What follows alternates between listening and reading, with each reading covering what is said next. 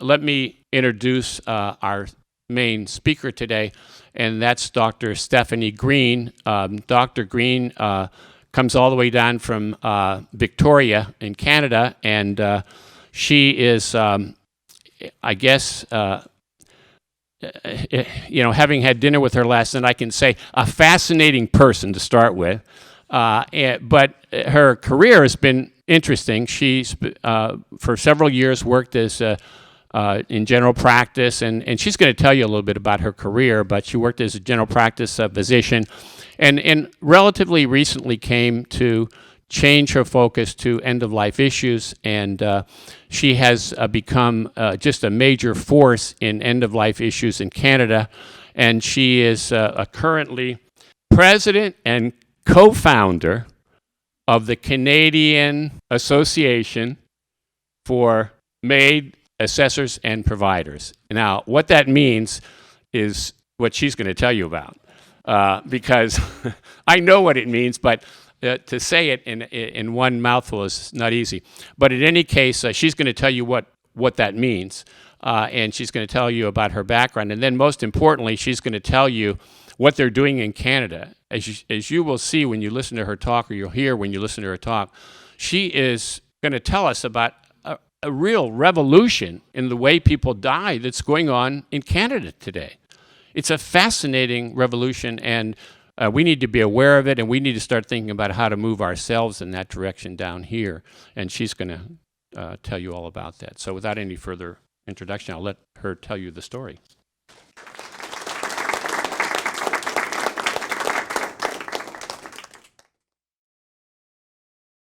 Hello. Thank you, everybody. Thank you for thank you to the Hemlock Society for bringing me down to the area. It's my first time in Southern California, and it is absolutely beautiful here. This is my second morning. I got to walk the little coastal walk in La Jolla and smell your fabulous sea lions, and it was great. I just loved it. Despite the smell, I really like it. I really like it here, actually. So thank you again, Faye and the Hemlock Society, for inviting me. It's a pleasure, really a pleasure to be here. I'm going to just start by saying the obvious, I hope. We're not here today to discuss the morality of assisted dying.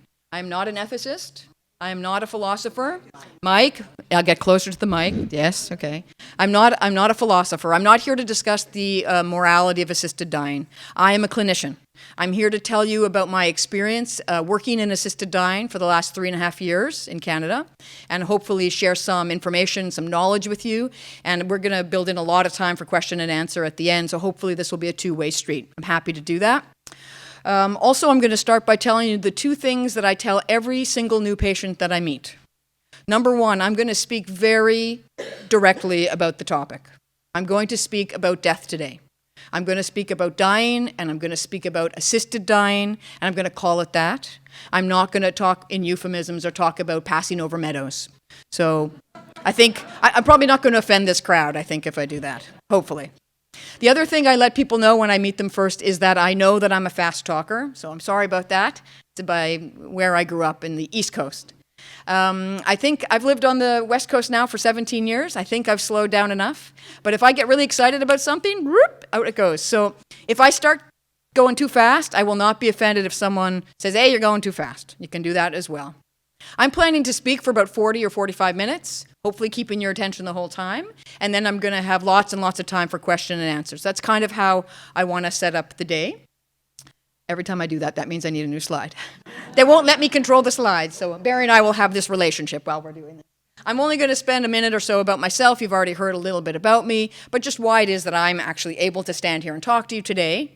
I am trained as a family physician in Canada.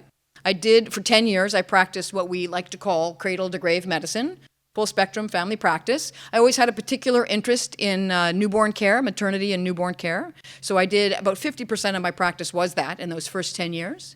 And for the next 12 or 13 years, I decided to focus exclusively on maternity and newborn care, which I had a real passion for, and I was one of the happiest doctors that I knew. I really loved my work.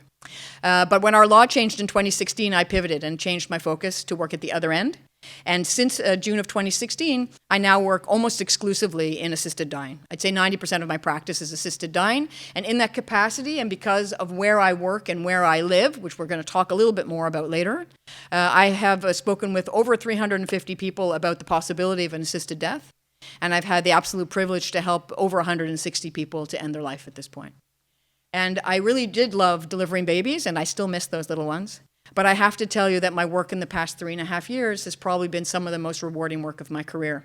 And if we have time and interest later, I'm happy to talk about my personal experience if there's interest in that. So what I'd like to cover today is a lot.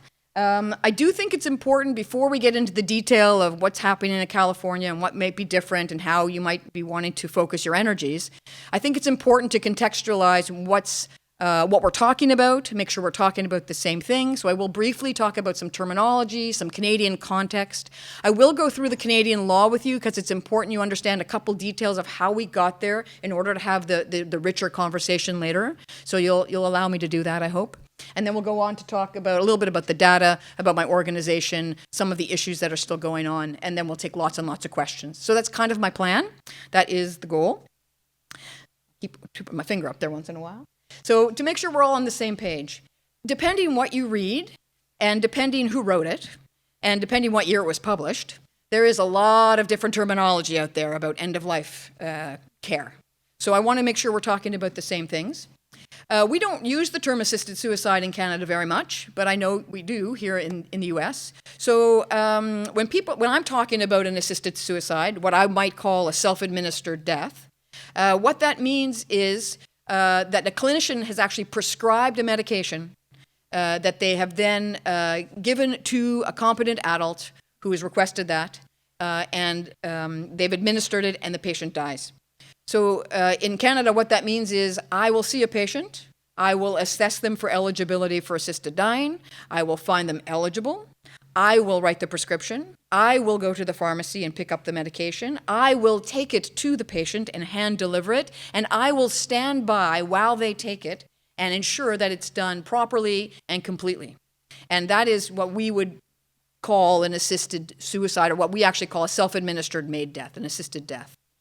The other type of terminology that's often used is voluntary euthanasia, or what I would call a clinician-administered assisted death. And that is actually the administration of that lethal medication by the clinician. So in Canada, what that means for me is I see the patient, I assess them as eligible, I write the prescription. I go to the pharmacy and pick it up, and I go to the patient wherever they are, and I physically push the medication through the intravenous that causes their death. And these are, of course, competent adults who have expressly made this request. So the real difference is simply who administers the medication. That's really the only difference. But it's important that you know that in Canada, we have both of these options, which is not the same here. And we actually have an umbrella term for the entire thing, which we call medical assistance in dying, which I will from now on call MAiD, because it's a lot easier to say. And when I talk about MAiD, I'm talking about either one of those options, and in Canada, it must legally be done by a physician, an MD, or a nurse practitioner. And I'm pretty sure we're the only jurisdiction in the world where nurse practitioners are able to do this. So any combination or permutation of those four things is MAiD in Canada. Okay, so we're all on the same page? Yes, good. Because we have all of these combinations, we have joined a very exclusive club, globally speaking, and there are only a total of 3 other jurisdictions in the world where all of this is possible. You will not be surprised to know they are the Netherlands, Belgium, and Luxembourg, that nobody ever talks about because there's maybe a dozen people that live there. So we're the 4th jurisdiction. Everywhere else in the world, everything you read about in novels, everything you see in film and hear in the newspaper, everywhere in Switzerland, all the states, in the United States, they're all assisted suicide only. There is no other clinician-administered assisted dying, except actually in Colombia, they have that. They actually don't have assisted suicide, they have voluntary euthanasia, but it's very complicated what's going on down there. It's almost not being done, so we're not going to focus on that. So it's very, very small. I do have to keep updating my slide for all the different US states that keep dropping into there, so that's kind of exciting. And now, of course, in Australia, we have one state that also allows assisted suicide, and there's other states in Australia that are now considering it. So that's our exclusive club. Every time I speak outside of the boundaries of Canada, I like to show a world map so that people know where Canada is. I'd like to think everyone in this room knows where that is. We're those neighbors to the north. You can go ahead and click. But we are actually a very large country. Canada has 10 provinces and 3 territories, and we are physically larger than the U.S. And this is important, and I wanted to mention this to you because there's 3 things about Canada and our context that's important to keep in mind as we go forward and talk about assisted dying. So I just want to make those things clear. You will not be surprised to know that we have a policy of universal health care. This is probably not news to you. That means we have health care that's paid for by our federal government, of course, and it means that Canadians have an expectation of fair and equitable access to both basic and essential health care in our country. And this now includes assisted dying, which is a fully covered medical service in Canada. Okay, so that's amazing, right? So you need to know that. Number 2, sorry, I was psych. Number 2. We have something called the Canadian Charter of Rights and Freedoms. This is a constitutional document that was developed and put into effect in 1982, so not that long ago. And this document is actually a document that outlines the fundamental rights and freedoms of all citizens. And it includes the right to life and of liberty and to security of person and not to be discriminated. But what's important about this is that it's because of this document that someone was able to challenge the law in Canada, the criminal code, which had a blanket criminalization of assisted dying. It's because of this constitutional document that we were able to challenge that. So you need to know that this document exists. And I'm going to explain a little bit more how we got to this place a little bit later. Okay? The other thing that's important to understand in Canada is we have a very special type of federalism, so that our criminal code is national, it's federal. So up until very recently, it was simply a criminal act to assist someone to die. As we say in Quebec, point final, no questions. But what's important to understand is that healthcare in Canada, although is universally accessible and paid for, is administered provincially.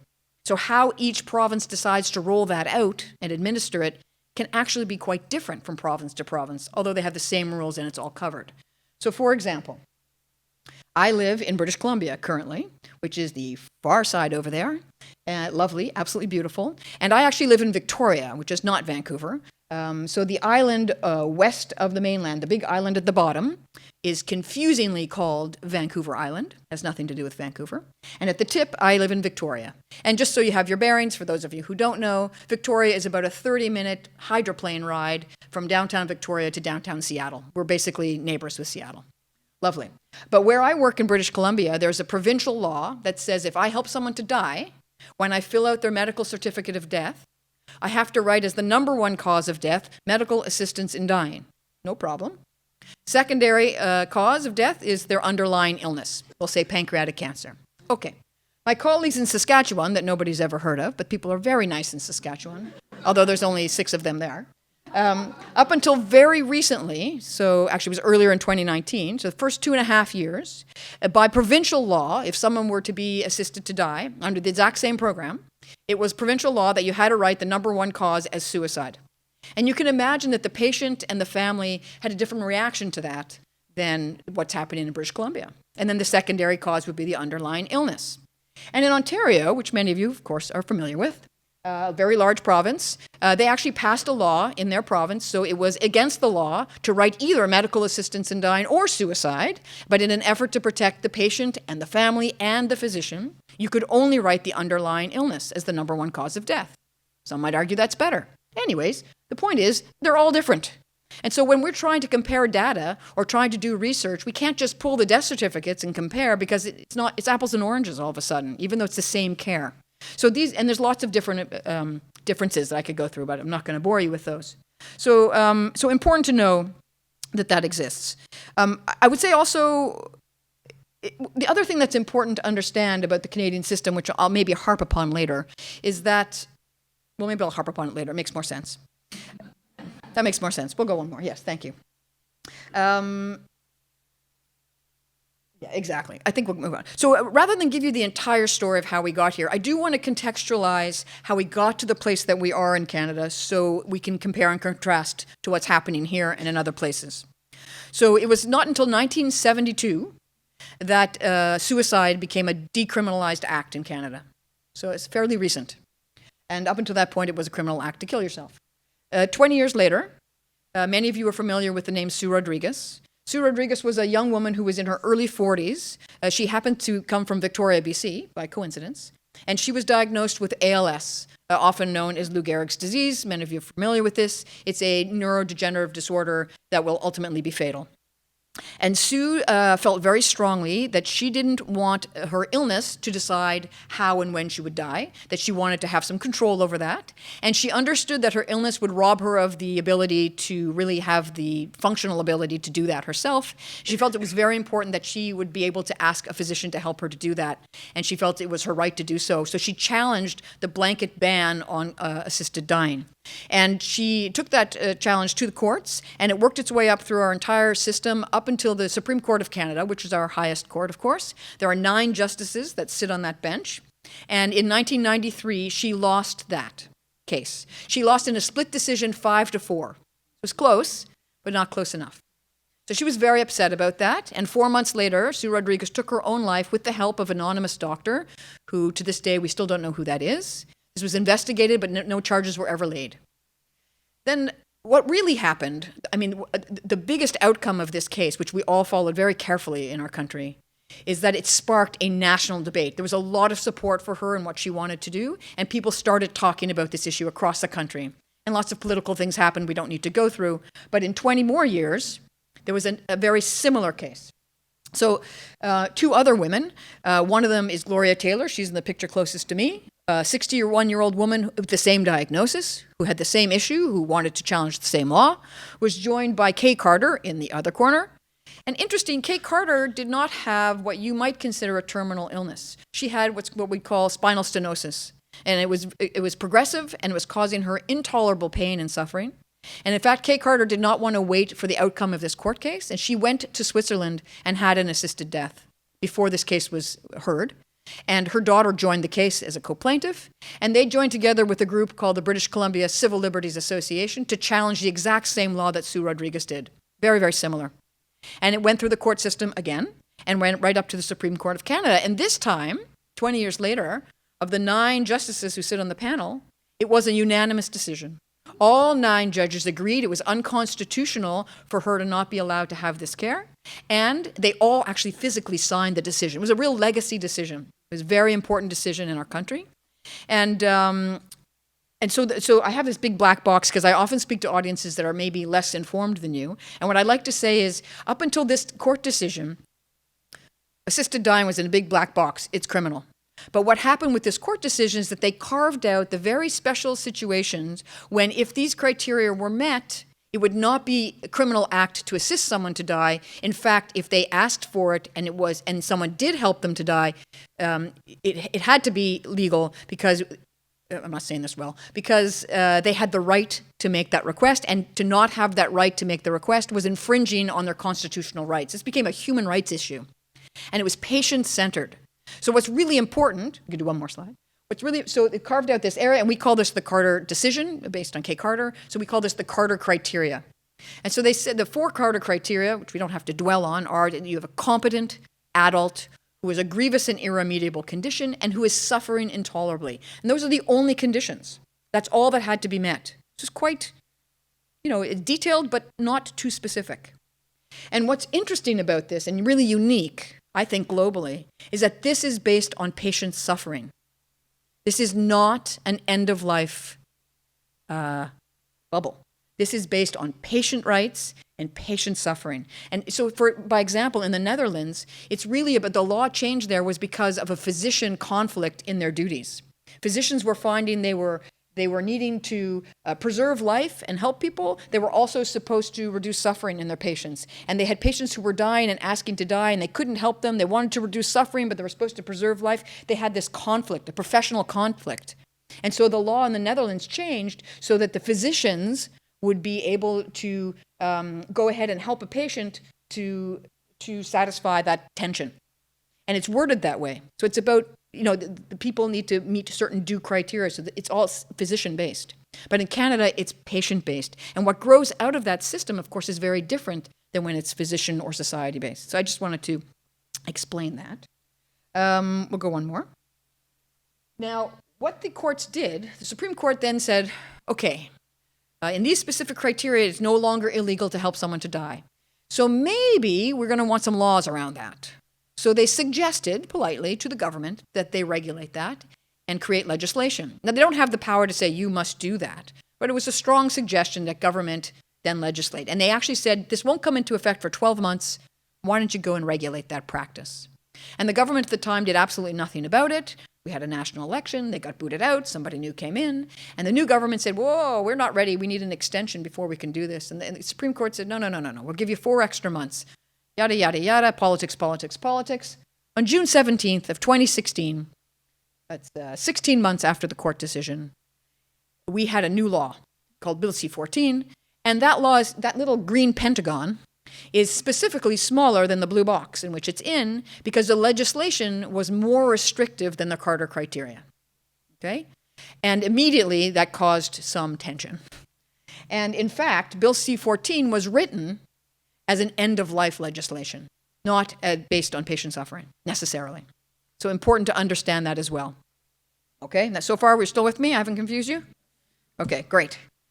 So, with all of that understanding, let's talk a little bit more about what's actually going on in Canada. One more. So, if you ask Health Canada how many people have received an assisted death in Canada since June 17th of 2016, they will pick an arbitrary date of October 31st, 2018, which is 2 years and 4 months after the law changed for some reason. And they'll tell you 6,749 people have had an assisted death in our country. They'll also tell you that they've admittedly left out some of the smaller regions of the country where the numbers are smaller and there might be some privacy issues, so they're not included. And they'll also admit that about 6 months' worth of data from Quebec, which is one of our largest provinces and has actually been doing assisted dying even longer than the rest of the country, is also not included. So this is an admittedly lowball kind of number and not so accurate. That wasn't very, satisfying to me. So I called my friends. I've got lots of friends across the country now that do this work.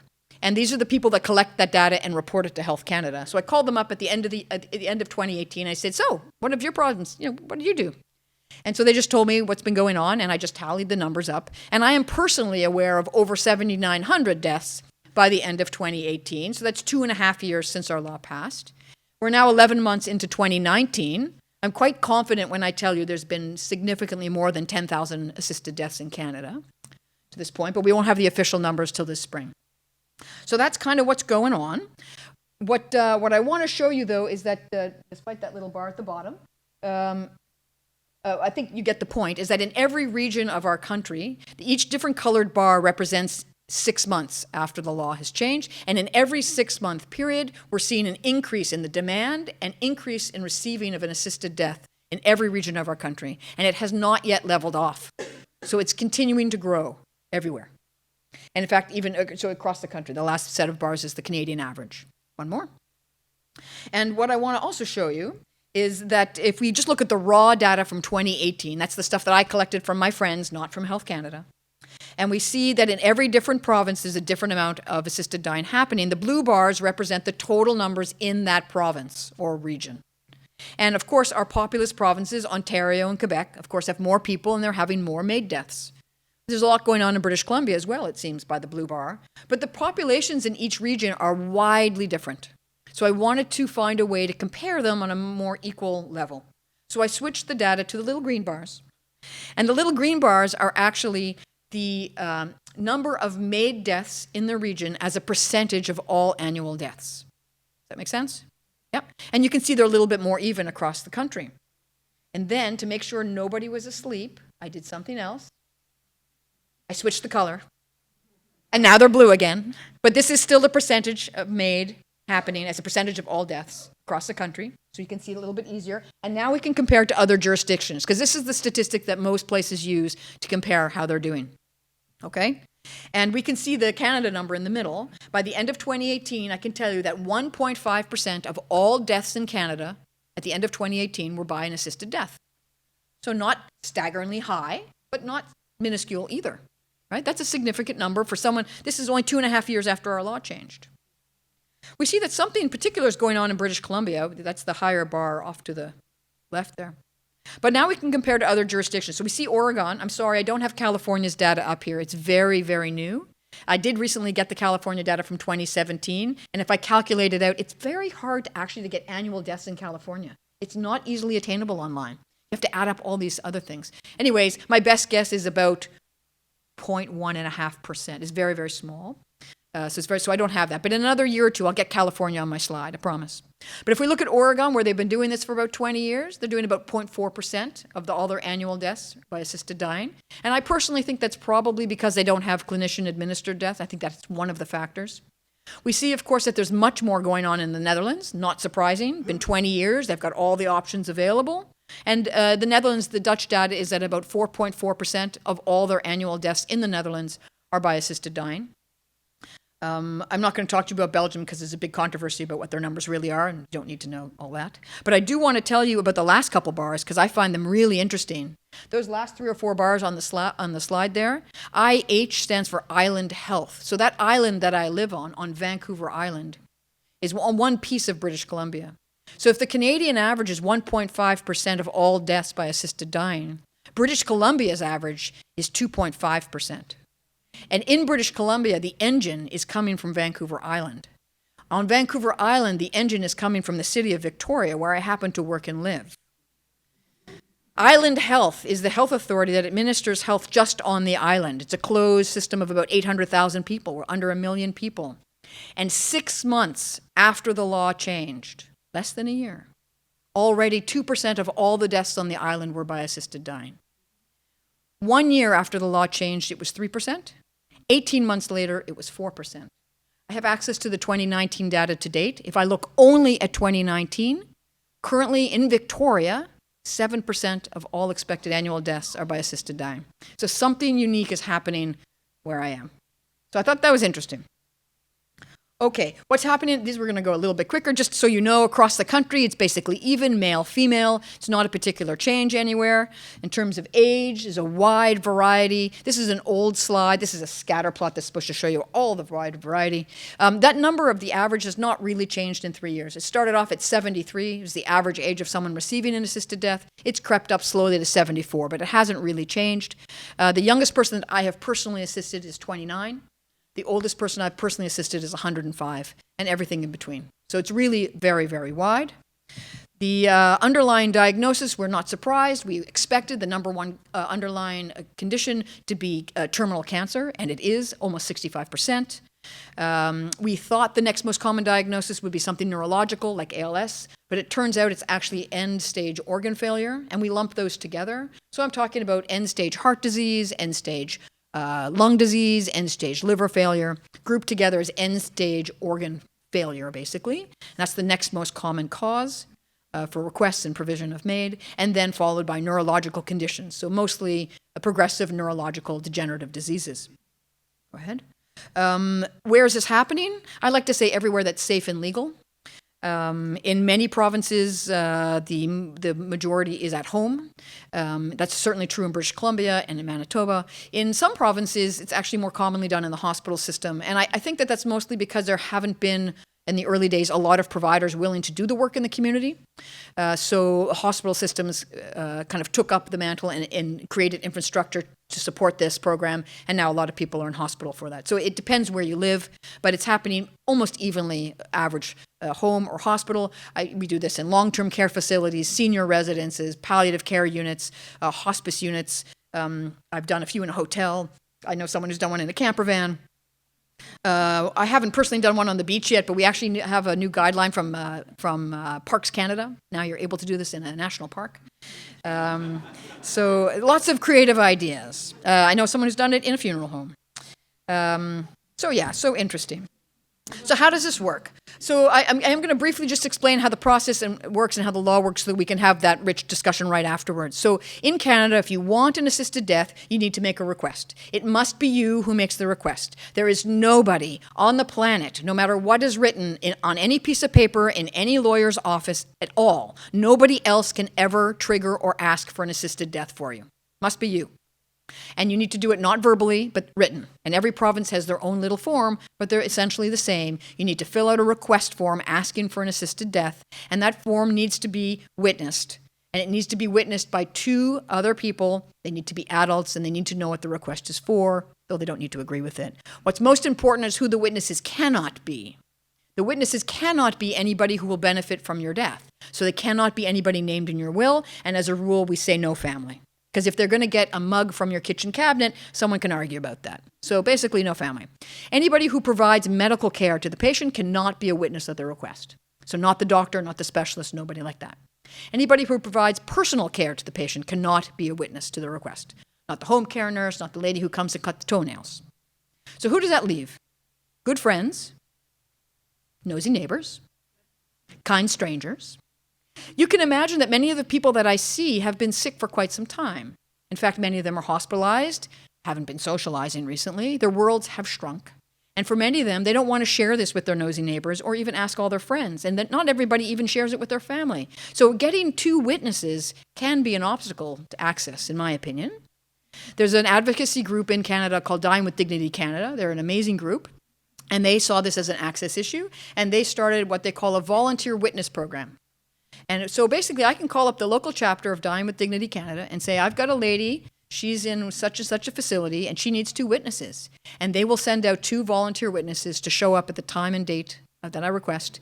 They'll get to the door, they'll make sure that person is who they say, they'll exchange ID, they won't say anything else. They'll stand there while they watch the patient sign the form. They'll then sign the form saying they saw the patient sign the form, and then they leave. I don't know if that's really a great safeguard built into the law, but there it is. We found our way. And once the request form is filled by the patient and witnessed, it's dated that day, and then a 10-day mandatory waiting period begins. And you're not supposed to have an assisted death within those 10 days. That's supposed to be meant as time for reflection. I think it's 15 days, maybe in California, in order to further discuss with family or not the decision. And it can happen anytime after that. And there are reasons why I'm allowed to reduce the 10 days in certain situations. I won't go into all the detail. But that's kind of how the request works. Once the request is done, the patient needs to see 2 independent clinicians. So not 2 clinicians that share a practice or that are married to each other, not a student and a mentor, but 2 independent clinicians, either a doctor or a nurse practitioner, that independently come up with the conclusion that they meet the eligibility criteria. And then they sign off. And if that's done and they both agree, then the patient can be told that they may have an assisted death if they wish. They don't have to, they can change their mind, but they are now empowered to do that. And I would just add, just as a slight tangent, that of all the things I do, I love that moment the most. Because when I tell a patient they are now able to have an assisted death if they want one, that's probably the most therapeutic thing I can do. Immediately their suffering goes down. Immediately they feel empowered. And it doesn't matter what happens after that. To some extent, they already feel better, they're going to do better, and if they die natural cause, they almost don't care anymore because they now know that they can do this. It's very, very satisfying to them. So I love that. We are, of course, allowed to invite other consultants in. If I feel like I need another opinion from a neurologist or psychiatrist, I can invite that as well, but it's not mandatory. And then, of course, we should be monitoring what's going on. In fact, in our legislation, we need to do that. That wasn't set up for over 2 years. Health Canada now does mandatory monitoring of every single MAiD request in our country. That's only been started as of November 2018. We have not yet had our first report from them. We're not expecting it till June of 2019. But we will then be able to find out what happened, not just to the people who had a MAiD death, so who they are, what their statistics, male, female, age, diagnosis, but more importantly, we'll be able to find out to who asked for a MAiD death and didn't have one. What happened? Did they die while waiting? Did they lose capacity while waiting? Did they change their mind? What happened? And I think that information is super, super important. We don't have that for the first 2.5 years. We are now tracking that going forward. So I'm looking forward to seeing that. Okay, so who's eligible? One more. I'm going to take 5 real minutes and tell you about this because, again, it's going to enrich our conversation. So this is where it gets interesting. If you want to be eligible, if you want to have an assisted death in Canada, you must meet 5 eligibility criteria. And here they are. They should be simple, but they're not. You need to be an adult. That means you need to be over 18. Everywhere, anywhere. It's simple fact. You can't be 17.99. You have to be 18 years of age. That may or may not change in the future, but it's pretty clear right now. Number 2, you have to be eligible for Canadian health care. That doesn't mean you need to be a Canadian citizen. That helps a lot. But it means you need to have status in Canada such that you're eligible for Canadian health care. Landed immigrant, refugee with status, guy who lives under the bridge and lost his health care card, still eligible for care. That's not a problem, right? Canadian living abroad for 20 years decides they want to go home because they need this. Actually, every Canadian citizen can move home, apply for health care, and be eligible again. So they are actually eligible for this care. American citizen who wants to pray privately? No. You cannot. That's illegal in our country. The purpose is to stop people from coming to Canada to receive this care, sometimes known as death tourism. This is never really going to change. I don't think Canada is ever going to be interested in allowing this care for anybody else, so I'm sorry. Okay, that's number 2. Number 3, the request to die has to be a voluntary request with no sense of coercion. And it's my job to help figure that out, to make sure it's not from an angry spouse who wants the house, or a greedy child who wants the house, or even something more subtle like the doctor who said, "I got nothing more for you, Mr. Smith. There's nothing more anyone can do." And then the patient trudges home and says, "Oh, I may as well die." Nope, that's not really cool either, right? So an uncoerced voluntary request for an assisted death. Let's say these things are true. Then you have 4 and 5. 4 is complicated, so I'm going to break it down for you, and I'm going to come back to 5 in a moment. The fourth, it doesn't say so much in the slide. The 4th criteria for eligibility for an assisted death in Canada says that you must have a grievous and irremediable condition. And that is different than what we used to say for the Carter decision, because it used to just mean that you had a serious illness. But our current legislation defines a grievous and irremediable condition in detail and says that in order to have one, you must meet 5 other conditions, and you must have all 5 of them, or you do not have a grievous and irremediable condition. And here they are. You need to have a serious illness. Okay, got that. And a serious illness, disease, or disability is what it says. That then puts you in what's called an advanced state of decline in capability. So that doesn't mean that the disease is advanced. It means that your ability to function has declined in an advanced way. So not a little bit, but a lot. And that's individualized to the person. It's a little bit subjective. It's a clinical decision by the physician to make. If you were a person that ran 4 international companies and spoke 8 international languages, your regular level of function is here. An advanced state of decline in capability might put you here. Many of us spend most of our life here. And for us, an advanced state of decline in capability might be here. Often it's things like what we call activities of daily living. So can you mobilize? Can you dress yourself? Can you feed yourself? Can you toilet yourself? But actually it is individualized to who you were before you had your illness. And so an advanced state of decline in capability is a clinical decision by the clinician based on who that patient was before. Okay? So a serious illness, an advanced state of decline in capability. It's the advanced state of decline that needs to be considered irreversible by any means acceptable to the patient. It's clearly outlined. So that means if you're 86 and you've got a new diagnosis of bladder cancer and your doctor says to you, "I can take that out with surgery. We'll give you a couple rounds of chemo, might do just a little drop of radiation in the future, and give me 2 years, I'll get you cured, bud." The 86-year-old might say, "Nope, don't need that, thank you." And that's okay. And as they deteriorate, as we expect they will, at some point there'll be an advanced state of decline that is irreversible by any means acceptable to the patient. So that counts. Okay? That's the 3rd one. The 4th one is that the patient is suffering in a way that they deem intolerable. So intolerable suffering, that is based on what the patient says. It's not so much up to me, this criteria. It's not for me to say what causes your suffering. It's not for me to say how much of that suffering you can endure before you decide it's intolerable. 2 identical twins with the identical diagnosis. They're both about to die. They're both on death's bed, and one of them says, "I'm ready. This is intolerable." And the other one says, "Wow, this is just terrible, but I'm expecting my great-grandchild in 2 weeks. I'm going to hang on 2 more weeks."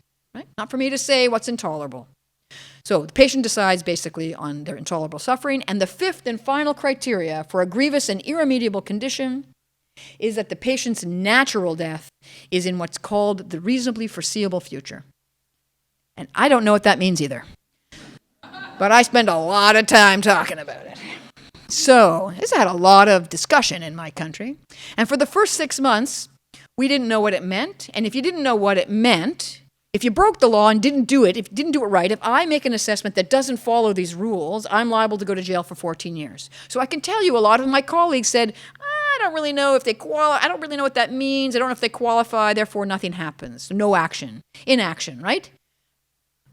So poorly interpreted or poorly understood law leads to inaction. Nothing was happening. So that was no good. So who should decide? Who should really decide what reasonably foreseeable means. I mean, I have an opinion clinically what reasonably foreseeable death is. The patient certainly has their own opinion. I can tell you their family has a different opinion. The administrators I work with have their own opinion. The lawyers I sometimes consult with have a very different opinion. There's a lot of opinions. So there's a lot of chaos at the beginning. But I can tell you for sure that it's not a particular time frame. So without going too far off in a tangent, I'm just going to tell you about a lady who I'm going to call AB. The AB case was in Ontario. There was a woman who was 77 who had terrible, crippling osteoarthritis, the type that put her in bed with chronic pain for many years. She was a chronic pain patient, and she wanted an assisted death. The first person she went to said, yes, you qualify. The second person said, well, you qualify in every category except for reasonably foreseeable death, because as a 77-year-old with osteoarthritis and a great heart, you could live another 7 years. I don't really think that qualifies. So she was upset, so she got a third opinion. And he said, yeah, I think you qualify. But by then the first guy said, not sure if it's true or not. I think you do, but I could be wrong, and I'm not willing to go to jail. So, nothing happened. So she wasn't happy with that, so she went to the courts for clarification. And the first thing the judge said to her was, you shouldn't be here in court. This is not a decision that the courts should make. This is not a decision that the lawyers should make. And this is not a decision that should be made around a boardroom in somebody's office. This is a clinical decision to be made by the clinician, the physician or the nurse practitioner. And that's squarely where the responsibility for determining whether they meet the criteria for reasonably foreseeable or not lives. Okay, my shoulders got wider. Got it. My job. Good. At least we've clarified that. Number two, he said to her, the other thing, he clarified that in our law, nowhere does it say anything about a time frame. It is not, reasonably foreseeable does not mean you're dying in a month, or 3 months, or 6 months, or 1 year, or 2 years, or 5 years. There's no time frame around it. We do not have legislation built on terminal illness. We do not have legislation built on a 6-month prognosis. His interpretation of the law is that it means the patient's on a trajectory towards death. Simple as that, and as complex as that. Not the same trajectory that happened on the day they were born. We're all on a trajectory towards death. Not that one. But because of their illness, their serious illness, it's changed, and now they're on a trajectory towards death. And if that's true, then they meet the criteria for reasonably foreseeable death. Well, that was eye-opening and precedent-setting across the country, and that opened the possibility for clinicians like myself to understand that we could help people with longer-term neurodegenerative disorders. Parkinson's, Huntington's, some MS patients, people who weren't necessarily going to die in a year. So this is huge repercussions. Okay. But the other thing that was happening in the meantime, that was helpful, but as soon as our law came into effect, the next day, a bunch of lawyers stood up and said, hold it, you can't put reasonably foreseeable as a criteria in our law. That's not what the Supreme Court said. That's not the Carter criteria. That is unconstitutional. That's exactly what we just fought. And so it took a long time, but those 2 cases have come to fruition, and one of them in particular, the second one on the list there, happened in Quebec. It's known as the Gladue-Truchon case. And that's been heard, and the verdict it came in this summer. And in no uncertain terms, that Supreme Court judge in Quebec said, yeah, you can't put reasonably foreseeable in the law. That's been struck down. It'll be gone in 6 months, not just in Quebec, but in the entire country. And then the provincial government had the ability to appeal that, and they chose not to. And the federal government had the ability to appeal that, and they chose not to also, which means that verdict stands. And 6 months is going to be up in March of 2020.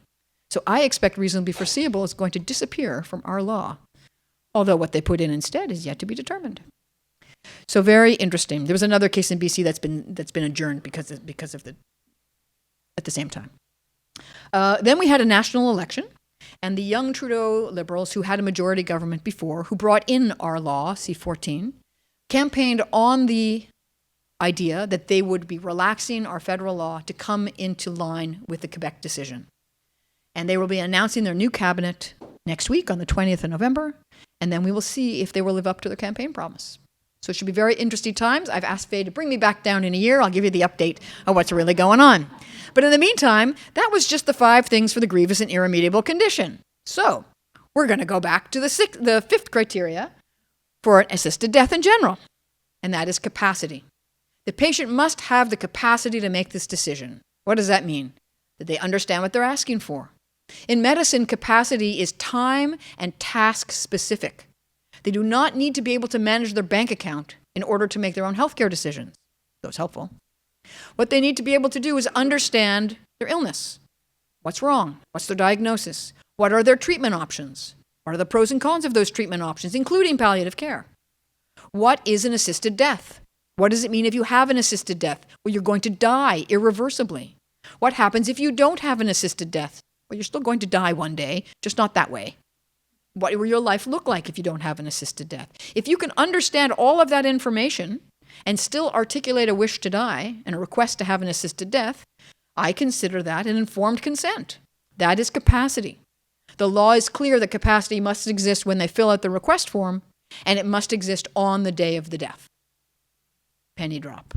You may not lose capacity and still have an assisted death. You cannot say beforehand, if I lose capacity, I still want an assisted death. Nope, can't do that. There's no such thing in Canada of an advanced request for MAiD. It is not legal in our country. So you must have capacity. I'm not going to ask you to count backwards by sevens on the day of your death, but I need you to know who I am, why I'm there, that I'm going to give you some medication that's going to cause you to die irreversibly, and that you still want to do that. So I need at least that much capacity and a way for you to communicate that understanding to me. If you can't speak it, I need you to squeeze my hand, blink your eyes, use a toe board, an eye board, whatever. You need to communicate some way. If you're unrousable, I cannot help you. Okay? So those are the 5 criteria that need to happen for an assisted death. Okay, it's a lot, right? All right, what does this look like? And one more. What does this look like in practice? About 6 weeks after the law changed, I met a woman who, at the age of 61, was diagnosed with a terrible oral cancer deep in her larynx. She fought valiantly. She had surgery twice. She had multiple rounds of chemo over the years. She did well. She did poorly. She did well. She did poorly. 4 or 5 years of that.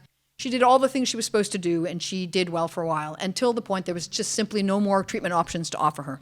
She had outstanding palliative care. She was getting palliative care treatment at home, which is where she wanted to be. She had good family support. She was well taken care of. And she said, my disease is now eating me from the inside, quite literally. I'd like to have an assisted death, please. I'd rather not go through the last couple of weeks of this. And she went to her family doctor, lucky to have one. And the family doctor said, I totally understand why you'd like to have that happen. I'd support your idea, but I have no idea how this works. Luckily, she knew of me. And she got me the information, and I went to see this woman, and I went to her home, and I spoke to her, and I spoke to her family, and I spoke to her doctor, and I spoke to her specialist, and I spoke to her ex-husband. I did all that work, I reviewed her records, I found her eligible for care. And her oncologist actually called me up and said, I would like to be the other assessor, the second clinician, which is still not that common. And he found her eligible as well, and I told her she was eligible, and she said, great, I'm going to organize the whole thing. She did not want me to do the organization. She did not want to die at home, and she did not want to die in the hospital. And she took it upon herself to call a lovely hotel in downtown Victoria on the water and very transparently said, I would like to have an assisted death in your hotel. Would that be all right? And if you think that's shocking, how about the answer? Sure. Wow. Okay, that's not consistent with all our hotels, just I'm saying. She checked in 72 hours before her scheduled death. They installed a large screen TV above the, just across from the king-size bed, scrolling family photos 24/7. She had a beautiful ocean view. At certain hours on the day, she invited friends and neighbors and family to come in at like an hour or 2-hour episode at a time. She said goodbye to everybody. She said all the things she wanted to say. Everybody got to say the things they wanted to say. And after 3 days of that, she gathered the 14 or 15 people she really wanted, and we all gathered around her king-size bed. Her children were on the bed holding her. She'd made a certain playlist of music she wanted. She was very detailed. It was lovely. And at a certain point in the playlist, actually, a very specific moment, she said to me, now, Dr. Green. Yes, ma'am. I pushed the medication, and she was dead 10 minutes later. And she died exactly how she wanted, in exactly the place she wanted, with exactly the people she wanted, with the exact music she wanted. And it was a beautiful event. And it was a huge privilege for me to be involved in that and to be invited into that space with her. An incredible family, an incredible experience. So I'm not saying that all MAiD deaths in Canada look like that, but I'm telling you that some of them can and some of them do. And there's a lot of variety of what we see. And it's pretty cool. Now, when I started doing this, I have to tell you about this fabulous organization, which is coming up next on the next slide, called CAMAP, the Canadian Association of MAiD Assessors and Providers. Thank you. And this is a group that I had the pleasure of co-founding, and I now have the honor of wearing the title president of. And this all started because I went to a conference 1 month before the law changed, which happened to be happening in Amsterdam. Every 2 years, the World Federation of Right to Die Societies holds an international conference on rights to die. And that year, in May 2016, it was in Amsterdam. It was a large conference. I didn't know anything about it till I got there. And I went with 2 colleagues from Victoria. And we thought we'd meet all the other Canadian doctors who were going to be stepping into this work a month later. And there were none there. So it was just 5 clinicians from Canada, all of which were in BC, and there was an ethicist from Ontario. And we all kind of met each other and got together, and when we came back to Canada, we stayed in touch. So we started asking each other questions like, where do you get the meds? And where did you get the IV tubing? And what did it feel like the very first time you did this? And what did you tell the funeral home? And everything was brand new. So we realized we were helping each other in a very, very kind of grassroots, professional, supportive way. It was immensely valuable. And we couldn't have been the only people actually doing it. So we carefully reached out to some colleagues. Nobody was public about the fact they were doing this. Myself and one other physician, Dr. Wiebe, were the only 2 that were like, hello, we're doing assisted dying. Let us know if we can help. Everybody else was very secretive about it. So we found colleagues. It was just unknown. We found colleagues. They brought a friend. He brought a friend. We all of a sudden built this network across the country of people who were doing this care. And we realized quite quickly that there was lots more questions that needed answering, and nobody was answering the questions. So we wanted to know things like, who was going to train the doctors to do this? Who was going to pay us, and what were we going to be paid? Where do we get the tubing? Where do we get the medication? Is there any sort of standardization across the country, or is it like city by city? It was just, who's going to monitor what we're doing? None of this had been answered or prepared for. Because it came from the Supreme Court, a lot of the administrators in the various provinces just kind of stood there stunned and didn't really see it. They're just like, oh, we don't really know. So nothing happened. So we decided someone needed to speak for the providers. Because if you don't support the people that do the work, no one's going to do the work, right? So we started an organization called CAMAP, and we had 3 main missions. Number 1 is to support the people that do this work, the assessors and the providers especially, and in any way that we can. We actually opened up membership of our organization to the entire MAiD team, I'll call them. It's incredibly multidisciplinary, right? I can't do this without a pharmacist, a social worker, a nurse, sometimes a lawyer, an administrator, a policy wonk. There's lots of people that are involved in this work in some way. So our membership is open to all of those people, but primarily we wanted to support the assessors and providers of this work. And we do that by continuing that online community that we built. We actually have different layers of different ways of communicating, but we still have that online community going, and it's grown to hundreds of people. And I can send a question right now on my phone, and I'll get an answer within an hour. I'll have 2 or 3 answers from my colleagues across the country, and within 4 hours, I'll probably have 8 answers. I mean, it's an incredible network that's been built.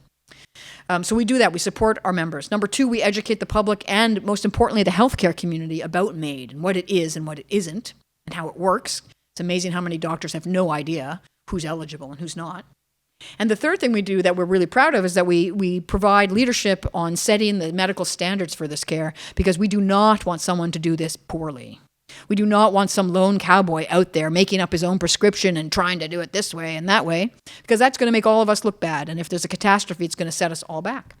So we actually produce guidance documents for our members, and we take the most controversial things and try to make them clear. You would not be surprised to know our first guidance document was on the clinical interpretation of reasonably foreseeable. It's already way out of date. It was before the AB case even.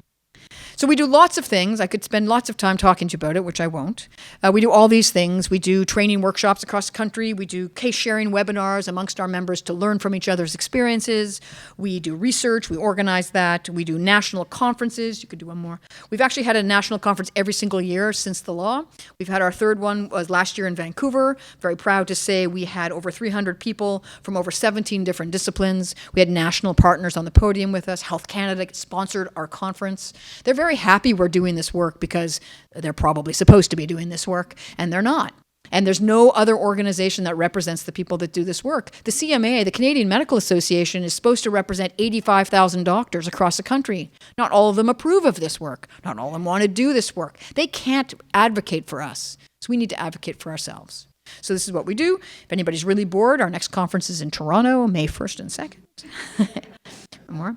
I'm really particularly proud of our guidance documents. I think these have been essential to the evolution of MAiD in Canada and how it's provided. There's 2 in particular I want to just mention before I open up to questions. Number one is the one that we call bringing up MAiD as an end-of-life care option.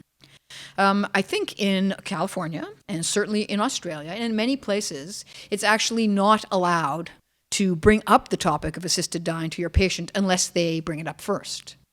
And in fact, there was a certain myth about that in Canada as well, because the wording of the law says that it's still illegal to counsel suicide. But that's a legal document, and what they mean by that is you can't go out and tell someone, hey, I think you should kill yourself. That's actually counseling to suicide, and that is illegal in our country.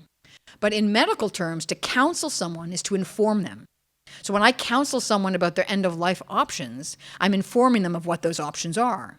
You may have chemotherapy. You may have withdraw your treatment. You may have palliative care. Oh, and by the way, did you know we now have this new law? There's an option called assisted dying. Is that something you'd like to know about? So I think if I'm working as a professional and I'm having a conversation at the end of someone's life and reviewing with them what their end-of-life options are, if I don't list all of the options, I'm not doing my job. If there are 4 chemotherapy regimens available and I only tell them about one, I think that's unprofessional. In fact, I think you should probably raise a complaint at the college about me if I do that. I think it's the same with end-of-life options, and our group feels very strongly about that, and we wrote a guidance document about how you can bring up the topic and when you probably should ethically and professionally do that. Not everybody agrees with our guidance document, but pretty much all our members do. And in fact, the Canadian Nursing Association, who used to have a formal guideline saying to their nurses, you may never bring up the topic of assisted dying, has now changed their guideline based on ours. So things change. So that's great. So we're very proud of that. Number 2, we also released last year a document on MAiD and dementia. I'm sure someone's going to ask me about dementia. So we're going to talk about that soon. But this guidance document helps our members do assessments in patients with a dementia diagnosis. How best to do that, what they need to make sure that they're ruling in and ruling out, and helps guide them. It's a very complicated area. So we're very, very proud of those documents. Despite all this fabulous support that I think CAMAP is providing to our providers, this is an old chart, but it gets the idea across. The red line that's going up are the number of assessors, these ones are on Vancouver Island, who are now involved. So the number of GPs who are now involved in some way with this process, have been willing to do referrals, have been willing to do assessments themselves, have been willing to sign the paperwork, is growing steadily in our country and specifically in British Columbia. But despite all this change and support, the blue line at the bottom is grumbling along, and that's the amount of people that are actually willing to do the work, the provision of care. So it is growing, but it's much slower. So we need more support for sure. And if there's one thing I can leave you with, if you want to help California to move ahead with assisted dying, support the people that can do this work or that are willing to do this work. If they're working on their own, if they're feeling isolated within their hospital system, if they don't have support professionally to talk to someone about, hey, what did you do? How did you do it? Believe me, they're not going to do much of it. They're going to be very stressed. And so if you can support them in any way, you should. And I know there's a movement afoot to start a group like CAMAP in the U.S. and specifically in California, and I know that's coming to fruition in the next 6 months, and I will do my best to help them and to encourage them to do that. And if you have any way of doing that, I would encourage you to do that as well. So before I open it up to questions, I would just tell you my big conclusions. I think that it's been an absolutely remarkable 3 years in Canada and what we've been able to achieve. I think we never expected to achieve quite this much in 3 years. I think that we have a very stable system with rigorous process and rigorous guidelines and rigorous safeguards in place. There has been no charges laid against any provider for any sort of malpractice or professional misconduct. There's been no cases across the country. There have been remarkably few college complaints to our regulatory bodies about our care, which is amazing. I didn't mention so much, but we are finding our data that's just starting to come in is starting to show that people actually have very good access to good quality palliative care. It's not because they don't have access to care that they're asking to die. So that's important, and we'll be gathering that data. We've had overwhelming support by the public, by the families for this care. The national polls in Canada show 86% of the general public are in favor of assisted dying. It's huge. So we do have a vocal minority of people who are against it. Well, I don't think we're going to change everyone's mind, but they've been swamped by the amount of people who want it. So that's been helpful to me. And I mentioned before, I've been quite astounded by the relief that patients have expressed to me by having a conversation with them openly and honestly about end-of-life care. and the absolute gratitude that they express the first time I meet them, and certainly when I come to help them, and their families as well. It's been really, really an incredible journey for me personally to be involved in this work. I hope to be able to do it for longer. I've painted a beautiful picture. It is great. Obviously, we still have issues of access and process in Canada. I can also stand up here and tell you where the problems are. But I think overall, I'm very, very, very proud of what Canada has been able to do. And I thank you for your attention. I'm happy to take as many questions as you are willing to sit for.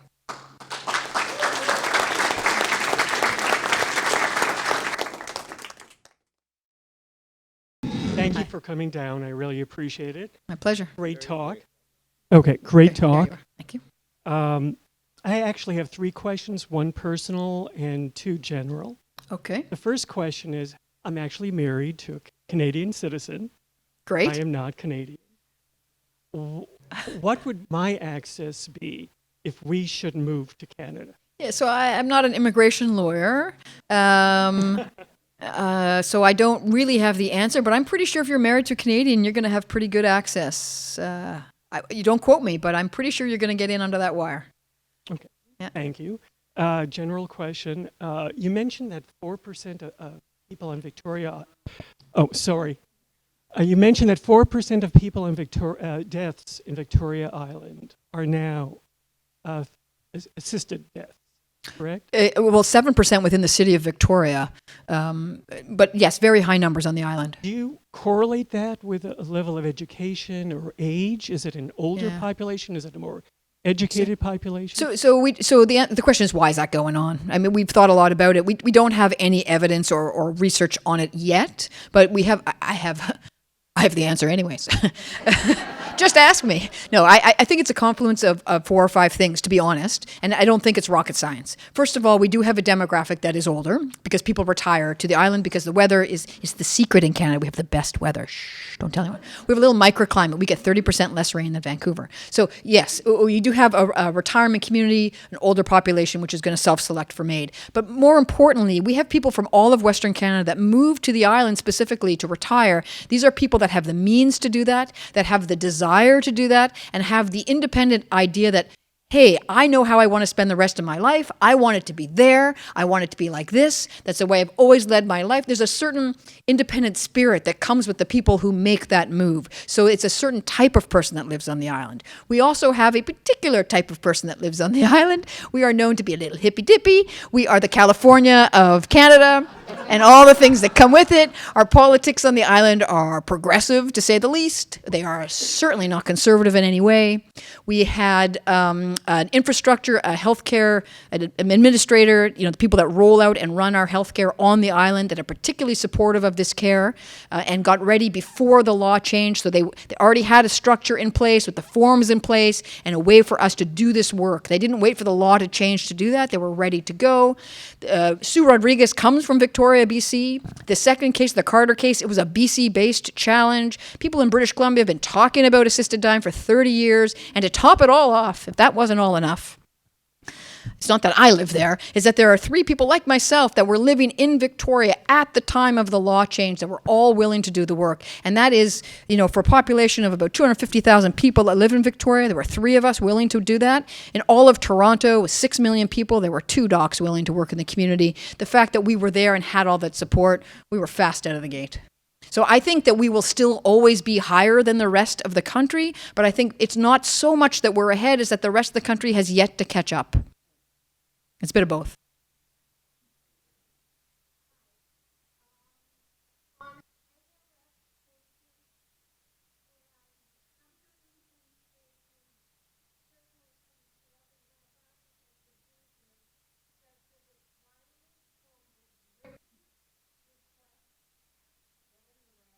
Right. So the question is, what happens if you can't write?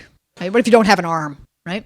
So no. So if a patient can write, that's helpful. If the patient cannot write due to their illness, then we have the ability to use a proxy. So a very similar criteria to the witnesses I mentioned. Basically, it's a third person in the room who stands there as a proxy. The information is read to the patient who says, yes, I agree with this. And then the proxy, signs all the things for them, signs dates, and the witnesses say that they saw that happen. And it's the same with giving consent on the day of, same thing.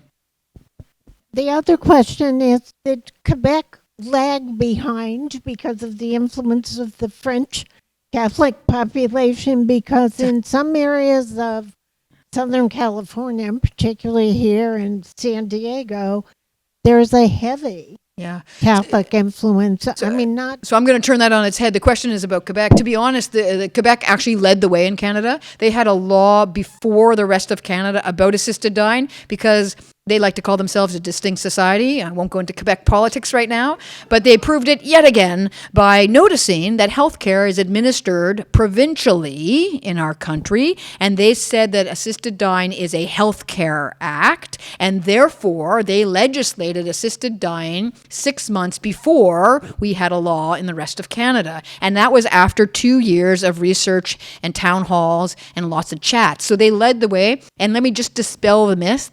Quebec used to be heavily Catholic. People might still say so, but the truth is they kicked the church out of their lives in the 70s. Quebec is not so Catholic these days. Who's got the mic? Yes.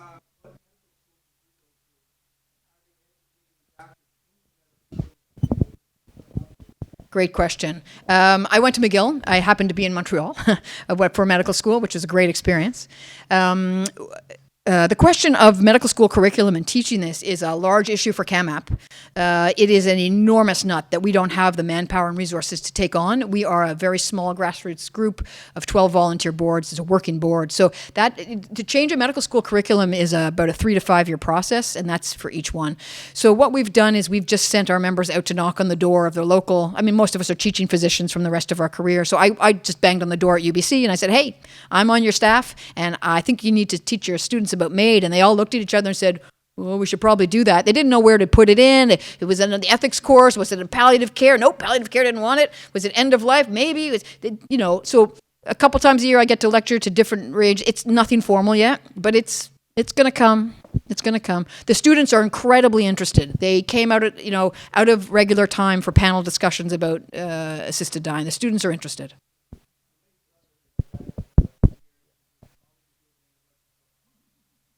Yeah. Yeah.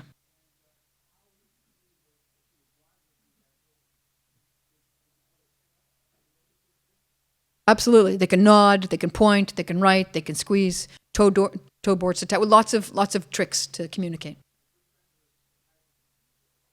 Yeah. Who else has the mic? Right here? Yep. Supposing that I'm diagnosed with early dementia and early Alzheimer's. Yeah. So I find I go to Canada so I can access your laws. Which you can't unless you're Canadian. And I qualify. Let's suppose that I qualify for your laws. And so just before I go, I have an appointment. I'm ready to go and start the process. And I stop and I talk to my parish priest. Yes. And the priest says, absolutely not. Yeah. So, and he gives me the spiel about eternal damnation. Sure. And so I then go to the bishop, and the bishop doesn't agree is either. What's the question? Much more liberal, much more sympathetic. But he doesn't say, yes, it's okay. He kind of dances around the subject and doesn't give me a direct answer. So then I go back to my doctors in Canada and say, what am I going to do? What will you do? Are you going to go ahead with the procedure? So that's what I'm asking you. Okay, so there's two questions built into that. So let me do the first one first. It doesn't matter what anybody else on the planet says except for the patient.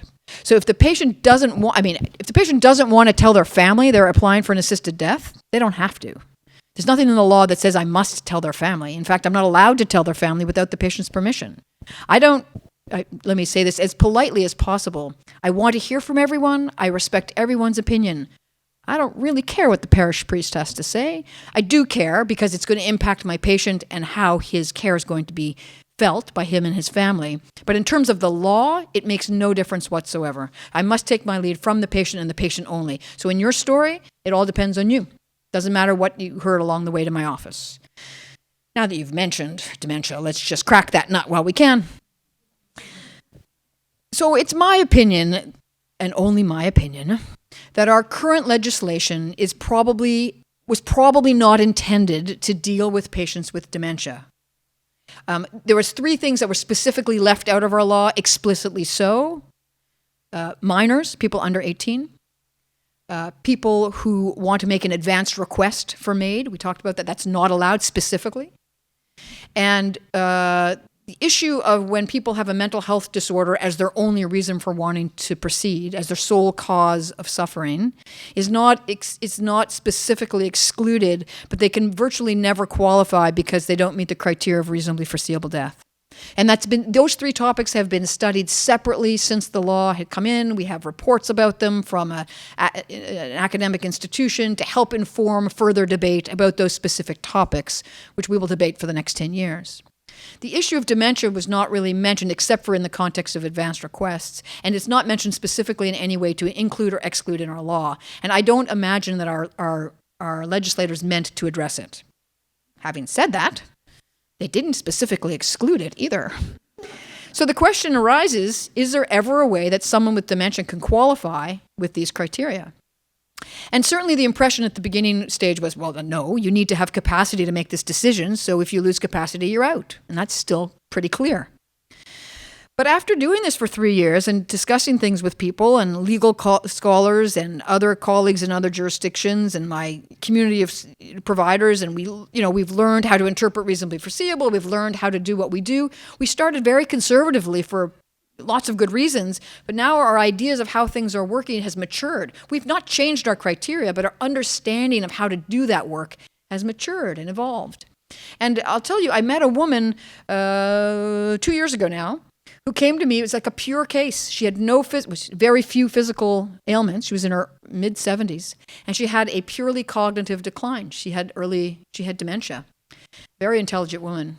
And she was a lifelong supporter of the concept of dying with dignity, and she knew that she had this diagnosis. She wanted to have an assisted death. I'll save you the whole story. And I went through the process with her, and I really struggled with whether she would qualify or not. And I got to a point where I felt that she did meet all the criteria, and I'll tell you how in a minute. And I looked at them and I thought, I really think you qualify. The problem is that if I'm wrong and I've made a misinterpretation, I'm going to jail for 14 years. And I promised my husband I wouldn't go to jail.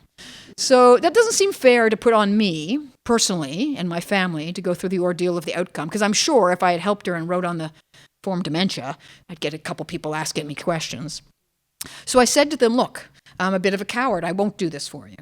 I said, I think I'll stand up in court and I'll be your expert witness, and I will explain to the court why you should qualify. And if you want to fight this and get clarification from the courts, you can do that and I'll be on your side.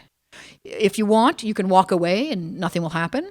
You could go to the courts, or you could maybe find someone more brave than me and maybe they'll help you. But I won't do that. And I decided not to help her.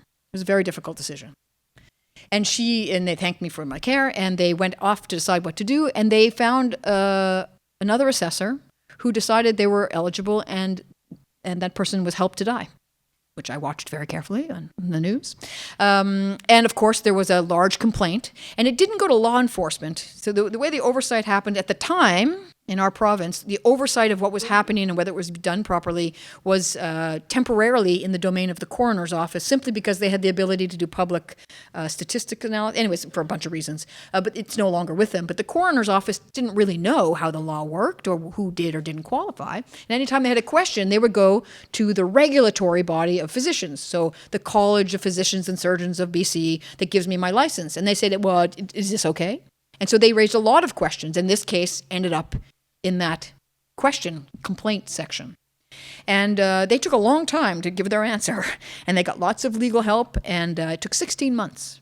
And 16 months later, my colleague who had been doing that, who was still practicing and working and waiting for that verdict to come down, found out with a 9-page letter that she had acted professionally and had not broken any rules from a professional conduct point of view. She had documented well, she had done her job well, and she was free to go about her business. And I thought that was interesting. So that wasn't a decision about the legality. They don't have the jurisdiction to make that, but it was a really important precedent from our licensing college, who was clear to say this is not a precedent. But of course it was. And during that 16-month wait, I met a gentleman whose name is Gail Garlock, and I can say that because he very much wants his story told. And I met Gail, and he had Lewy body dementia, a horrible disease, purely dementing. He also was a very similar case. And I was watching and waiting for that other verdict. And by the time it came through and he was needing help, I felt strongly that I would have more courage and that maybe I wanted to help him. And the Gail Garlock's story is available in a radio documentary on CBC that recently came out this past month. And if you ever have the time or inclination, if you just put Gail Garlock, CBC, you'll find the radio documentary. There is an article, but if you hit listen, you'll hear Gail's wife, Barbara, speaking about the experience, and my voice as well, talking about my experience helping him to die, which I did. And I have no regrets about it.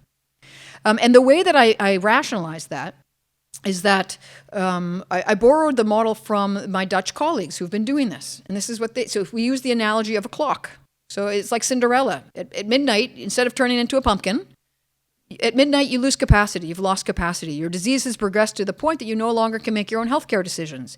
And I know that if you hit midnight, he can't do this. I'm not going to break the law.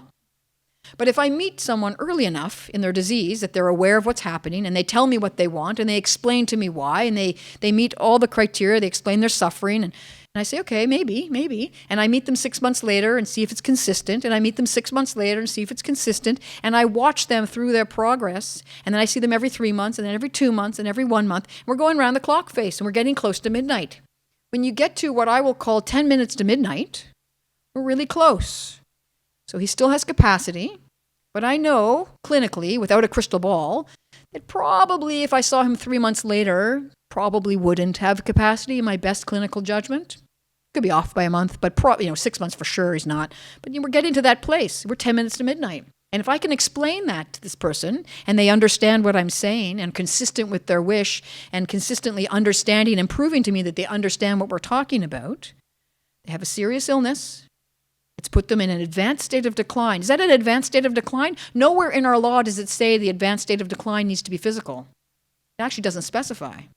I would argue that losing capacity to make your own healthcare decisions is a pretty freaking advanced state of decline in function. And if you're 10 minutes to midnight, that's pretty close. I would argue that qualifies as an advanced state of decline. It's irreversible, unfortunately. It's causing intolerable suffering, just the thought of that it's coming. And is their death reasonably foreseeable? Well, we know for people with dementing diseases, they have an average of 5 to 7 years post-diagnosis, and then they, it's very different for everyone, but, they're on a trajectory towards death.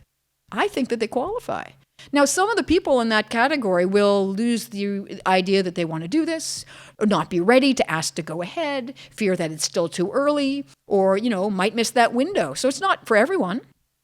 But for Gail Garlock and for people like him, it can line up. The stars can line up in a way that I believe that it meets all the criteria of our current law. So I helped him. And we're starting to let Canadians know that sometimes that can be possible.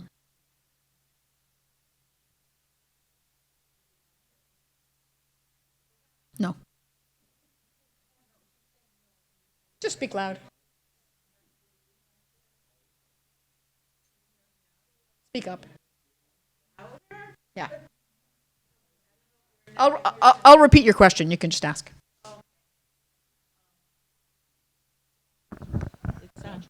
Okay, there I can hear it too. Okay, thank you. I've had cancer, and I don't ever want to go through that hell again. Now, if tomorrow I am diagnosed with cancer again, how long? And I want to refuse all treatments. I want nothing to do it because of mental purposes, physical and financial. I want nothing to do with it. I am ready to accept it and move on.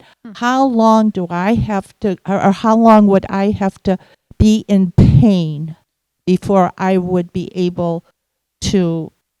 Nobody needs to be in pain. I would say less than 10% of my patients ask to die because of pain control. Palliative care is amazing. You should, if you get diagnosed tomorrow, you should call palliative care the next day. I think it's what you call hospice care. Right? Everybody should be treated, should be treated well, and you shouldn't, hopefully, have to make any decisions about pain control because hopefully you will have good medical care that will take care of that for you. Okay, and then that hospice situation would, if I'm talking Canada, I'm Canada too. looking at your situation. How so? That's what you would do. You would put me on hospice, even though I'm not having pain at that time when I'm diagnosed. Well, I would, but I don't know if other. No, physicians- but I mean, as far as the law and because it's to me, I don't want to go through that again. right. So the But I want to have a good life, and when I feel it's time to go, I want to go. Okay, so actually what you just said is the crux of the matter. The Canadian law is based on patient suffering. And so at the point that they meet the criteria, they have to be suffering intolerably. So typically I'll see someone who's got a diagnosis, let's say, of cancer. The day they get their diagnosis, they don't qualify. They're not in an advanced state of decline and capability. They're just really Okay. upset about what's coming down the pipe, right? When they get, and they might have a bunch of the criteria, but the advanced state of decline and capability and intolerable suffering tend to come together. So we go through the motions of the assessment. I have kind of an open rolling assessment. I check some of the boxes, but not the other. When they call me up and say, now I'm really done. I am no longer willing to put up with what's happening in my life right now. This is intolerable to me. Check, sign, date. And that's done. We're good to go. Okay, Yeah. thank you. Nobody should suffer. Okay, thank you.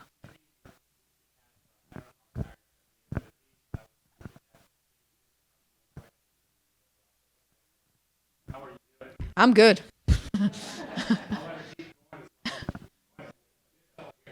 Thank you. Does Canada Health Insurance cover the costs associated with MAiD? Entirely. Including your fees and the cost of the medication? I'll just say yes. Yeah, we're poorly paid, but there's no cost to the patient at all. It's a fully covered medical service in Canada, so there's no cost about the medication. There's no cost about any hospitalization that's involved. There's no cost. They theoretically cover my services. Yeah, it's excellent. Hi. My dad used medical aid in dying here in California in June 8th. He had pancreatic cancer. When he was diagnosed 7 months previously, he was well. Other than the cancer, he was good. And then he had a rapid decline. He had made his... In California, the patient needs to make a request, and then there is a 14-day waiting period before the second request, which is written and witnessed, etc. He had made his second request. He made his first request early, and the second request Late. when he declined, which was a week before he died. So he had a physician who attended this death. My understanding is that it's not common in our country for the physician to attend, that most physicians, and I don't know about any other states, I just know about our family's own experience, but our physician explained to us that he felt it was important that no family member be put in the unqualified, perhaps, and also unwelcome position of administering life-ending medication to their loved ones. And so he was able to mix the drugs into liquid and hold the glass while my father swallowed through a straw. And then he also had a heart monitor and a pulse ox monitor, and he was able to advise us when my father's heart stopped beating, when he became unconscious, all the steps, so that there was no question when his life was over. And I go through this long story because my question is, why do you suppose that very few physicians here attend the death compared to in Canada, where you are able to administer, not just attend? So it's a great question. First of all, I'm sorry for your loss. Can you tell, were you there at the same time? Can you tell me how the experience was for you, just briefly? I'll use the microphone so everybody can hear. My husband was there as well, and we, I mean, it was rotten that he died, but it was pretty cool. I mean, it good. was great, Yeah. as dying goes. As dying goes, yeah. It was far better than visiting him in the hospital when he had his stent put in and was diagnosed and then had to stay a couple extra days. That was pretty unpleasant. So was he at home? Oh yeah, he was in his armchair. And was it peaceful? Oh yeah. Success. Good. Yeah, I mean, Okay. for anybody who has not witnessed this, I will say he just took a nap in his chair and he didn't get up. Yeah. Yeah, exactly. Yeah, I mean- he got up. Yeah. Yeah. Okay. I mean, it was a remarkable experience and has motivated me to volunteer Great. for Compassion and Choices and help get this legislature passed in all the states in our country. So I'm going to address your question. Thank you for sharing that. So before I get to the exact answer to your question, I'm going to say that in Canada, because it is provincially administered, there are actually different rules in different provinces. Where I work in British Columbia, but let me just say that of those 10,000 deaths that have happened in Canada, less than 20 have been oral self-administration. So all of them, virtually all of them, have been clinician-administered intravenous. So that's the first thing you need to know. Why is that?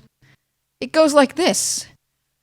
Hello, Mr. Jones. There are two options for how we can do this. And as you explain them and the pros and cons of each, Mr. Jones quickly decides that intravenous controlled by the doctor seems like his preferred method because he doesn't have to swallow something that tastes bad. He doesn't have to wait between 30 and 60 minutes for it to be effective. And he knows someone else is going to make sure that it's safe and comfortable, and I'm going to be standing next to him the whole time. And it's done in 10 minutes. And it's going to work 100%, baby. Yeah. So not a lot of people have chosen the oral route. Even though we try to be objective, if you want to be in control, I'm happy to bring you the drugs. It doesn't taste so good, but you could shoot it with your favorite liquor. Like, we try to make it objective. Less than 20. That's the first thing. In British Columbia, where I live, it is provincial law that the physician must attend even if it's oral. So we must stand by anyways. We must make sure that it happens successfully, and we have the ability to step in if after a certain amount of time it's not been successful. It would be a catastrophe for the patient, their family, and myself if they vomited halfway through the drink or 1 minute later and they woke up in a pool of that 2 days later unsuccessful. That would be a terrible medical care, and I think should not be allowed to be a possibility. So I am happy with my provincial law that says I need to stand by, and I'm happy to do that. There are other provinces where that's not the case. There are many, many more rural areas in those provinces. They want the idea that patients will have this ability to have an assisted death without having to send a doctor out to northern whatever. So there is a time and a place for that, and I see why that happens, but I think it's important that physicians are there. And in fact, the CAMAP guidelines on oral administration strongly recommend that even if it's not provincial law, that the physician attend for those very reasons until we have much more experience and blah, blah, blah. Why is it that in California, maybe physicians are choosing not to do that? I would suspect it has to do with compensation and their time. Sorry to tell you. I don't know. I don't actually know how they're compensated here, so maybe that's not true. I know that's an issue with my colleagues in certain places who don't want to attend because it takes longer. And we're not paid by the moment. We're paid a flat fee of a couple $100. So that's an issue. I think that some people might feel that it's a private moment for the family. They don't want to interfere with that. But I think there's an art to practicing in a way where you're not the center of attention and you can still be there to manage things. So I think that you can do that. Why else? I don't know. You have to ask them. But they're certainly not. Certainly not law here. And it's a great question. I think physicians should be there. I understand you have advanced directives in Canada, as we do. This question has to do with voluntary stopping eating and drinking, which we call VSED. You said? And it's kind of in two parts and involves a dementia patient. If the patient, has capacity and has a good record of stating repeatedly that after they lose capacity, a doctor is to issue an order to stop eating and drinking, and B, the agent stops the patient from eating and drinking. In Canada, can the doctor or the agent proceed with VSED after capacity is lost? So the question is about VSED, voluntary stopping and eating of drinking. So we all know, hopefully by now, that if the patient loses capacity, they cannot have a MAiD death, right? Because they can't ask for it themselves. So that's clear. So the question is really, could their healthcare representative, or somehow written in their advanced care directive, could it say, I want you to stop feeding and hydrating me? So that depends on the interpretation of whether hydration and nutrition are a medical act or not. Because in an advance directive, you may certainly say, I want no, if A, B, and C are true, I want no medical treatment. I don't want my flu shot. I don't want to be ventilated. I don't want antibiotics if I get pneumonia. And if eating and drinking in your jurisdiction are known as medical care, you can opt out of that, and it would be respected. Every province has their own laws around advanced care directives in Canada, so you'd have to check in each jurisdiction. So we have advanced care directives where your own wishes can be carried out, and we have healthcare representatives that you say that person will speak for me if I've lost capacity. We have both, and they can do absolutely anything. They can withdraw treatment. They can do anything at all except for aspirin-assisted death. And we haven't had the challenge yet to know. There was a case earlier before our law changed about a woman, actually a nurse, who spent most of her career helping care for dementia patients, who wrote a very clear advanced care directive that she wanted not to be fed or hydrated should she ever become demented. She, of course, became demented, and in the facility, her family said it was time to trigger that change, and the facility refused to follow that. It's a very complicated case that ended up in a very ugly situation, and that woman lived a very long time in a very bad situation. It was a horrible, horrible decision, and at the time, that judge in British Columbia deemed that the spoon feeding, 3 or 4 times she opened her mouth, that was consent, and considered it not medical care, but absolutely mandatory, that she couldn't opt out of that. So I don't know if that would still happen today. It's a good question. But we have had people in Canada, in British Columbia in particular, we had a woman who applied for an assisted death who met every criteria except for reasonably foreseeable. She was in her late 50s with multiple sclerosis and suffering, but did not have a reasonably foreseeable death. So my colleague said she did not qualify. She was unhappy, so she had capacity to choose to stop eating and drinking, which she did. And she did, perhaps not ideally. It's very difficult to do properly. 11 days into it, she was still struggling in a very ugly way. And her husband was beside himself, and he called the doctor back and said, you need to do something. My colleague went to see her and felt that she was so far along that path that it was irreversible, and felt that she was now in a position where she could say that her natural death was reasonably foreseeable, found her eligible for MAiD, and provided her an assisted death. That, of course, went to the regulatory people for a big complaint and investigation. And at the end of, I don't know how many months, in another 9-page report, the college once again said to a different colleague, you acted professionally, you did not break any professional standards, you're okay. So using VSID as a way and a means to qualify for reasonably foreseeable, we have precedent for that. Hopefully we won't need that anymore, because if reasonably foreseeable leaves our law in March of 2020, no one will need to resort to do that anymore. Yeah. Considering religion, would you share your situation with the religious person that you discussed earlier? The religious person that I discussed earlier. You talked about working with a monk. Oh, yes, that was last night, yeah. So I guess what I would say is that there's often a vocal minority, often from the faithful community, against this care. And I really respect everyone's opinion about this, and it's not for everyone. I'm very big believer in choice. What works for you is for you. What works for me is for me. I don't even know what I would do in any situation. The point is that until you're in that situation, I don't think anybody knows what they would do. And I have actually helped a number of people who are deeply faithful. And I actually did assist a monk to end his life. And he found a way to, I will say, rationalize. I don't know if that's the word he would use. He felt that he didn't feel so much that I was going to kill him. He felt he was dying from his disease. His disease was going to kill him. And I was a facilitator. I wasn't the cause of the death, although you might argue that. And he also felt that whoever his higher power was merciful, and that would understand that because of his intolerable suffering, that this would be an acceptable way for him to die by his disease. And I think just the point is, until you're in the situation, you don't know what you would say. I don't ever expect the hierarchy of the church to come out and publicly admit that this is okay for any of their congregation. That's just not going to happen. But I've seen Catholic priests come to the bedside the 20 minutes before I'm administering MAiD and give last rites. I've seen him I've seen all kinds of stuff, and I think from all communities. From communities that say they never will, from communities who say they will. Until you're in those positions, you just don't know. How has hospice in Canada responded to this? I know in our state, there's only a few hospices that want to participate in any way. Yeah, it's a great question. In San Diego County, I should say. Yeah, so just to clarify the terminology, in Canada, what I call palliative care is the service of the field of medicine that does supportive and comfort care at the end of life.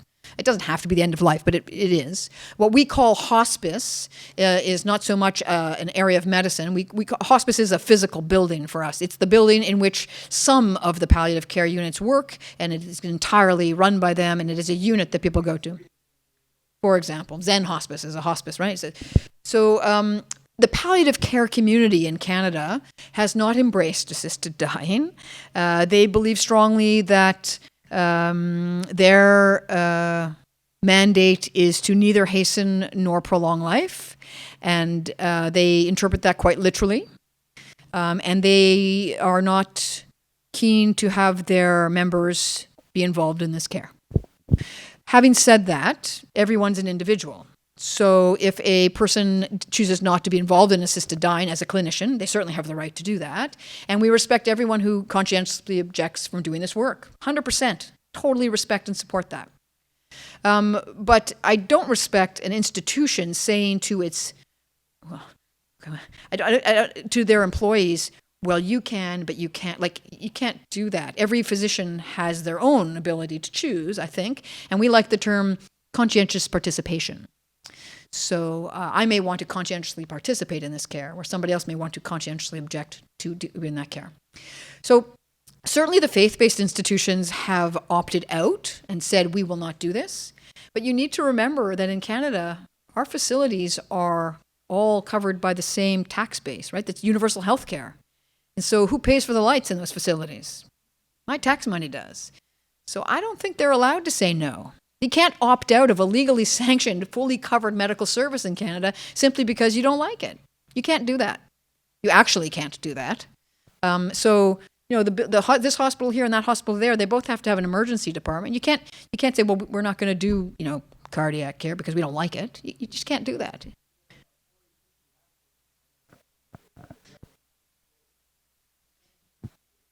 Yeah. So what's happened though is, so I'm just waiting for a court case. There's going to be a challenge in Canada about this very issue. It hasn't happened yet. I'm pretty sure it will be successfully challenged. But in the meantime, there is a lot of people that are living in those facilities or being cared for in, let's say, faith-based facilities or even non-faith-based facilities that have opted out of this care that are needing to transfer out. So there's some horrific stories about people who have lived in facilities for 5-6 years because of their disease. They want to have an assisted death. They qualify, but they can't be assessed on the grounds of that facility. They need to go outside the parking lot. So they meet in a cafe to have a conversation with the doctor. There's documented cases of people sitting in a bus shelter signing their MAiD forms. That's repugnant. And what's worse than that is that they can't have their care, they can't have their end-of-life care in that facility, so they're being forced to transfer out to a different place. And that might sound okay as an option.